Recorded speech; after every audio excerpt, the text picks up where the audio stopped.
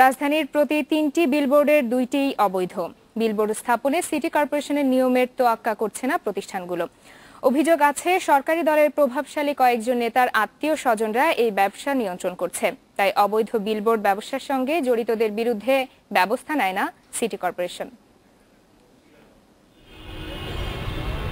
গুলশানের এই মার্কেটের দেয়ালে অনুমোদিত বিলবোর্ড আছে 10টি, তবে এখানে বিলবোর্ড রয়েছে 50টিরও বেশি। অভিযোগ আছে ঢাকা উত্তর সিটি কর্পোরেশন ভবনের অদূরেই অবৈধ এই ব্যবসা নিয়ন্ত্রণ করেন যুবলীগ নেতা সাখাওয়াত হোসেন চঞ্চল। তাই এগুলো উচ্ছেদের কোনো উদ্যোগ নেই। বিলবোর্ড ব্যবসায় নিজের সংশ্লিষ্টতার কথা স্বীকার করতে চান না চঞ্চল। আমরা কোনো বিলবোর্ডের ভাড়াও নিই না বা ভাড়া সম্পর্কে আমাদের কোনো ধারণা নেই। এগুলো হলো মালিক কর্তৃপক্ষের বিষয়। সেটা হলো গিয়া যে ওনারা ভাড়া দেন, ওনারা ভাড়া উঠান। ইন্ডিপেন্ডেন্ট টেলিভিশনের অনুসন্ধানে দেখা গেছে বিলবোর্ড ব্যবসার নিয়ন্ত্রকদের মধ্যে অন্যতম হলেন মহানগর আওয়ামী লীগের সাধারণ সম্পাদক মোফাজ্জল হোসেন চৌধুরী মায়ের ছেলে দীপু ও রনি।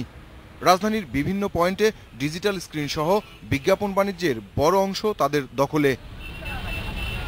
সরকারের প্রভাবশালী একজন উপদেষ্টার ভাগ্নি জামাই মুস্তাফিজুর রহমানের কোম্পানি এসএস অ্যাডভার্টাইজিংও জড়িত এই ব্যবসায়। আর বিমানবন্দর এলাকার বিজ্ঞাপনী ব্যবসা সাবেক বিমানমন্ত্রীর জামাতা অভিনেতা মাহফুজের নিয়ন্ত্রণে। কাকুলি থেকে শুরু করে আপনি উত্তরা পর্যন্ত দেখবেন যে এখানে প্রায় ১-১.৫ বিলবোর্ড বা ২,০০০ বিলবোর্ডের মতো আছে। ৯৫ কেন, তারও বেশি, ৯৮ আমাদের কাছ থেকে অনুমোদন নেওয়া না। পরিসংখ্যান বলছে ঢাকা উত্তর সিটি কর্পোরেশনে অনুমোদিত বিলবোর্ড আছে ৬৮১টি। এর বাইরে আছে ৪৮০টি মেগা সাইন এবং ৯৮০টি ল্যাম্পপোস্ট সাইন। তবে অবৈধ বিলবোর্ডের পরিসংখ্যান নেই সিটি কর্পোরেশনে।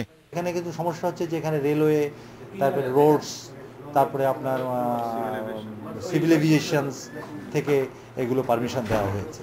তারা শুধু তাদের জায়গা ব্যবহারের অনুমতি দিতে পারে, কিন্তু তারা যে বিজ্ঞাপন লাগাবে কিনা সেটার দায়িত্ব কিন্তু সিটি কর্পোরেশন। এই বাণিজ্যে সিটি কর্পোরেশনের কিছু কর্মকর্তা কর্মচারীর নামও পাওয়া গেছে। এ কারণেই অবৈধ বিলবোর্ড উচ্ছেদ হয় না বলে অভিযোগ আছে। Mahbub Alam, independent news, Dhaka.